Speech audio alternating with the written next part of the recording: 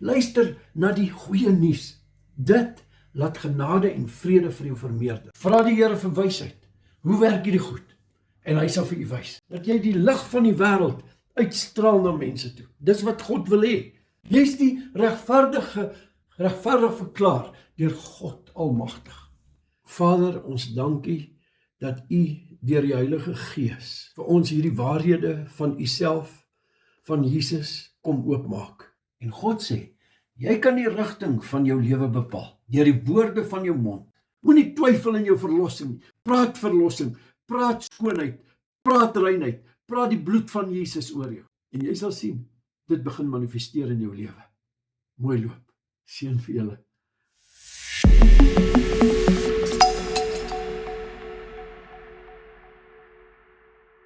Kom ons bid saam. Vader, ons dankie dat ons weet dat u ons Vader geword het deur Jesus Christus. Dankie Vader dat u ons kom versoen het met u self. Dankie Heilige Gees dat u nou hierdie woord aan ons oopbreek soos brood, dat ons dit kan eet. Dankie Vader in Jesus naam. Amen. Wat 'n voorreg, wat 'n voorreg.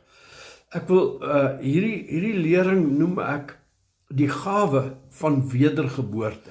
Jy weet, baie van ons het tot bekering gekom jare terug. En ons sê ons is weergebore. Dit is so. En dit het gebeur. En jy weet, jy's 'n kind van God. Maar weet jy, die wedergeboorte maak die deur oop vir u om in te gaan in die koninkryk en om die koninkryk te sien. Nou behoort die Christen se lewe te wees die ontdekking van wat gebeur het, waarin is hy ingebore. Hierdie nuwe lewe, ons behoort in verwondering te wees oor hierdie nuwe lewe en uit hierdie verwondering verander ons aksies. Uit hierdie openbaringskennis verander ons leefwyse. Dis nie andersom nie. Dis nie ons is nou weergebore en nou moet ons hard werk om vrug te dra nie. Nee. Ons is wedergebore in 'n koninkryk in. Nou kom ek wys net vir u. Kom ons gaan eers na die woord toe. In Johannes hoofstuk 3, en u ken hierdie gedeelte seker baie goed. Hy sê in vers 3, Jesus antwoord en sê vir hom, voorwaar, ek sê vir jou, as iemand nie weergebore word nie, kan hy die koninkryk van God nie ingaan nie. So hy kan nie ingaan nie. Dan in vers 5, Jesus antwoord, voorwaar, ek sê vir jou, as iemand nie gebore word uit water en gees nie, kan hy in die koninkryk van God nie ingaan nie.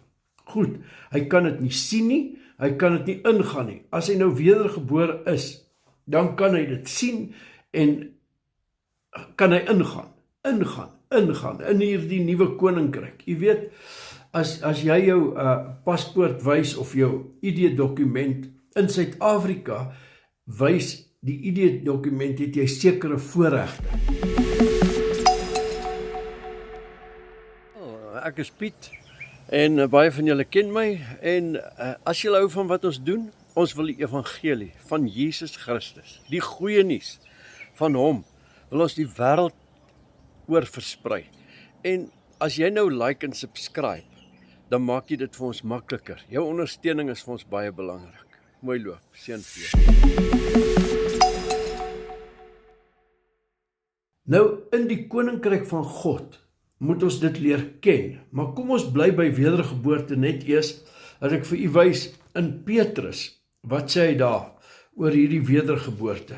In 1 Petrus, hoor net hierso, hy sê in vers 3, geseënd is die God en Vader van ons Here Jesus Christus, wat na sy groote barmhartigheid ons die wedergeboorte geskenk het. Hy het dit aan ons geskenk tot 'n lewende hoop. So, ons het die wedergeboorte, ons is nou in die koninkryk in, ons sien die koninkryk. Hy sê, dit is gegee tot 'n lewende hoop deur die opstanding van Jesus Christus uit die dode. Nou, kom ek verduidelik dit so, in 1 Petrus 2, vers 24, hy sê, wat self ons sondes in sy liggaam op die kruishout gedra het, sodat ons,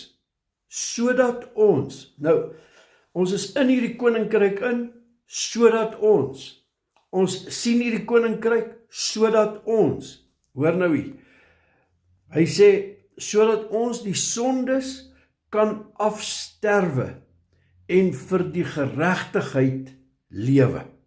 Sodat ons die sondes kan afsterwe en vir die geregtigheid lewe.